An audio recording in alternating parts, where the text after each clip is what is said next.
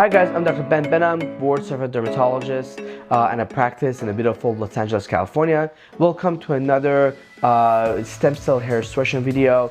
I pioneered stem cell hair restoration in the US back in 2016, and I do a lot of stem cells for hair loss.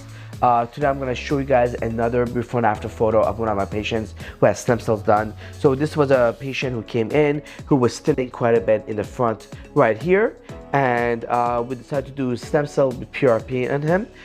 And this is about 7 months after. So this is about 7 months after doing the procedure, and you could tell that a lot of the hair basically in the front really grew out quite a bit. Remember, stem cell is not magic, and what it does basically is taking your hairs that are there, that have just thinned out, and thickened them up. So in this case, you're really thickened up the front quite a bit as well. He's very excited, he's very happy, he's a lot more confident. So I hope it helps you guys watching this video as well. Thank you so much.